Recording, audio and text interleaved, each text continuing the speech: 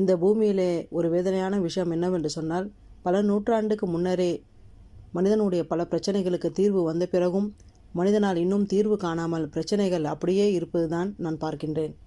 இதற்கு முக்கிய காரணம் என்னவென்று சொன்னால், மனிதர்களுக்காக இயற்றிய சட்டங்கள் தான் காரணம். நன்மையை நாடிதான் இந்த மனிதர்கள் அந்த சட்டத்தை இருக்கிறார்கள்.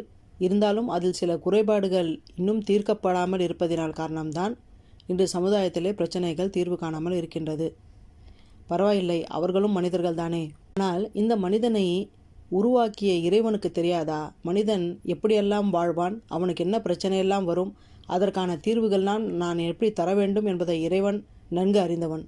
அதனால்தான் அந்த இறைவன் இந்த உலகத்திலே முதல் மனிதனை படைத்து அவனுக்கு எல்லாவற்றையும் சொல்லிக் கொடுத்தான். எது சரி எது தவறு. அப்படிப்பட்ட மனிதனை இந்த பூமியில் இறக்கி கூடவே இறைவன் நம்முடைய பிரதான எதிரியான ஷைத்தானையும் இறக்கிவிட்டான்.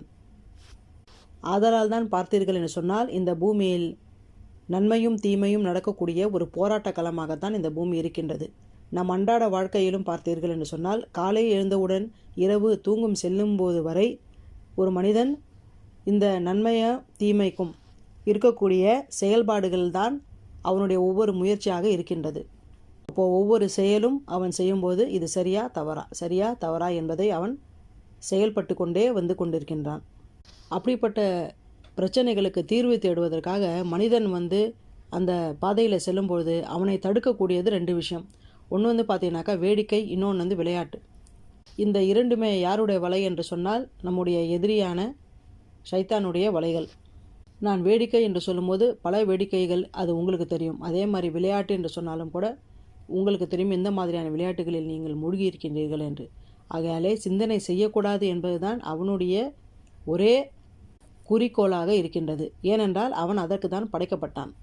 ஆக இந்த இருவரையும் படைத்த அந்த ஏக இறைவனை ஏற்பதற்கு உனக்கு பல முரண்பாடுகள் இருக்கலாம். இருந்தாலும் அது உனக்கும் அந்த ஏக இறைவனுக்கும் இருக்கக்கூடிய ஒரு தேடல். அது நீ தேடிக்கொண்டே இரு, பரவாயில்லை. ஆனால் அவன் கொடுத்திருக்கக்கூடிய தீர்வுகளை எடுத்துக்கொண்டு அதை இந்த சமுதாயத்தில் நிறைவேற்றப்பட்டால் அது உண்மையாகவே தீர்வாக இருக்குமா, உண்மையாகவே நிம்மதியை தருமா என்பதை சிந்திக்க நாம் இருவரும் கடமைப்பட்டுள்ளோம். அதனால் மனிதனே, எவ்வளவு சீக்கிரம் சிந்திக்கின்றாயோ அவ்வளவு சீக்கிரம் மாற்றங்களை எதிர்பார்க்கலாம். உன்னுடைய சிந்தனை மெதுவாக இருந்தால் மாற்றங்களும் மெதுவாகத்தான் நடைபெறும். விரைவாக செயல்படுவோம், விரைவாக மாற்றங்களை கொண்டு வருவோம். இந்த சமுதாயத்தை ஆரோக்கியமான சமுதாயமாக மாற்றி அமைப்போம்.